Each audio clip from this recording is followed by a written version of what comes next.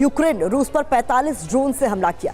लेकिन इस बीच प्रधानमंत्री मोदी यूक्रेन के लिए रवाना हो चुके हैं। वो आज शाम पोलैंड पहुंचेंगे, फिर 23 अगस्त को कीव दौरे पर वो जाने वाले हैं। दो तस्वीरें आपके सामने हैं। प्रधानमंत्री मोदी रवाना हो चुके हैं 3 दिवसीय अपने विदेश दौरे के लिए, जिसमें 2 दिन वो पोलैंड में रहने वाले हैं और उसके बाद तीसरे दिन वो यूक्रेन पहुंचेंगे। तस्वीरें सामने आई जब वो यूक्रेन के लिए रवाना हो रहे थे, लेकिन इस बीच मॉस्को पर यूक्रेन की ओर से सबसे बड़ा ड्रोन अटैक किया गया है, जिसकी तस्वीरें आप देख रहे हैं।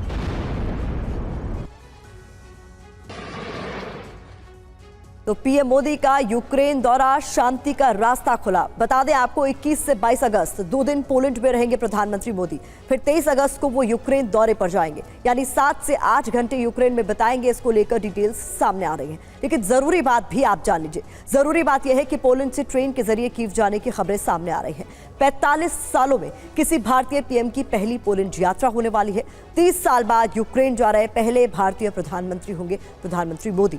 तो इस बीच आपको बता दें, सारी निगाहें, सभी नजरें टिकी हुई हैं इस बात पर कि प्रधानमंत्री मोदी जब यूक्रेन जाएंगे, ज़ेलेंस्की से जब उनकी मुलाकात होगी तो क्या बात होगी, क्योंकि भारत इस पूरी जंग के बीच हमेशा इस बात की पहल करता रहा है, इस बात का जिक्र करता रहा है कि वो चाहता है कि दुनिया भर में शांति स्थापित हो, और इसको लेकर कोशिशें लगातार करता रहा है भारत। लेकिन आगे क्या होता है, नजर हमारी बनी रहेगी। लेकिन देखिए, युद्ध के बीच यूक्रेन दौरा, इसके मायने क्या है, ये समझना भी आपके लिए जरूरी है। भारत के स्टैंड से समझिए कि क्यों जरूरी हो जाता है। देखिए, भारत बातचीत से समाधान का पक्षधर रहा है। हर मौके पर इस बात को दोहराया गया है, युद्ध का ऐसा समाधान हो जो दोनों को स्वीकार हो, यानी रूस को भी और यूक्रेन को भी। भारत ने हमेशा कहा है कि ये युद्ध का नहीं है। ये बात कई बार कई मंचों से कही गई है। भारत ने हमेशा युद्ध में शांति की बात की है। तो भारत का स्टैंड क्या है और उसके मायने क्या है, ये हम आपको बता रहे हैं। खास बात, एससीओ समिट में पीएम ने पुतिन के सामने शांति की बात की, और अब जब वो ज़ेलेंस्की से मिलने जा रहे हैं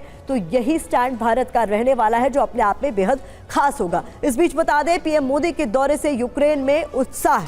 राष्ट्रपति ज़ेलेंस्की के ऑफिस का बयान सामने आया है। यूक्रेन फ्लैग डे पर पीएम मोदी का दौरा, किसी भारतीय पीएम का पहला दौरा। द्विपक्षीय और बहुपक्षीय सहयोग पर इस दौरान बात होगी, जो अपने आप में बहुत महत्वपूर्ण है। देखिए, जंग के बीच ऐतिहासिक मुलाकात को लेकर भी डिटेल्स सामने आ रही है। इस दौरान ज़ेलेंस्की की ओर से क्या कुछ कहा गया है, ये भी समझ लीजिए। देखिए, द्विपक्षीय संबंधों के इतिहास में किसी भारतीय पीएम का ये पहला दौरा है। द्विपक्षीय और बहुपक्षीय सहयोग पर बात होगी इस दौरान, ज़ेलेंस्की की ओर से कहा गया। भारत और यूक्रेन के बीच कई दस्तावेजों पर हस्ताक्षर की उम्मीद भी जताई जा रही है। अब इसमें जरूरी बात यह है कि 23 अगस्त को यूक्रेन का फ्लैग डे है। यूक्रेन को युद्ध विराम की उम्मीद भी इस दौरान जगी। मनीष, आपका मैं रुक करना चाहूंगी। प्रधानमंत्री मोदी का यह ऐतिहासिक दौरा और दुनिया भर की निगाहें इस दौरे पर टिकी हुई है, क्योंकि जब पुतिन से प्रधानमंत्री ने मोदी ने मुलाकात की, तब भी इस बात पर जोर था कि शांति स्थापित की जाए, और इस बार भी वही। बिल्कुल, देखिए, दुनिया के किसी भी कोने में अगर शांति की बात आ रही है आज की तारीख में, तो शांति के लिए सबसे आवश्यक तत्व यह है कि दोनों पक्षों के बीच भरोसे लायक एक मीडिएटर का होना। आज की तारीख में आप देखिए, पूरी दुनिया में आप नजर डाल लीजिए, किस पे आप भरोसा करेंगे? क्या अमेरिका पर रूस भरोसा करेगा? हरगिज नहीं।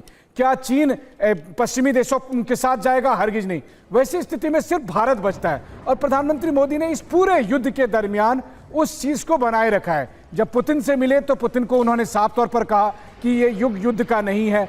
उसके बाद जब दोबारा उनकी मुलाकात हुई तो उन्होंने कहा बच्चों पर हमला, मानवता पर हमला है। तो एक मित्र देश के होने के बावजूद भी रूस को यह बात कही है। तो अब जब प्रधानमंत्री भारत से पोलैंड और यूक्रेन के लिए रवाना हो रहे हैं, तो उन्होंने खास तौर पर यह बात कही है कि यूक्रेन में जा रहा हूं और यूक्रेन में मैं शांति संदेश लेकर जा रहा हूं। उन्हें यह बताने की कोशिश करूंगा कि बातचीत से ही समस्या का समाधान होगा।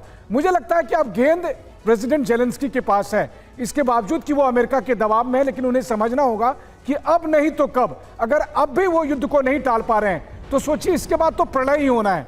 यूक्रेन की सेना कुर्स्क में मौजूद है, रूस एक बड़े हमले की तैयारी में है, रूस पलटवार की तैयारी में है।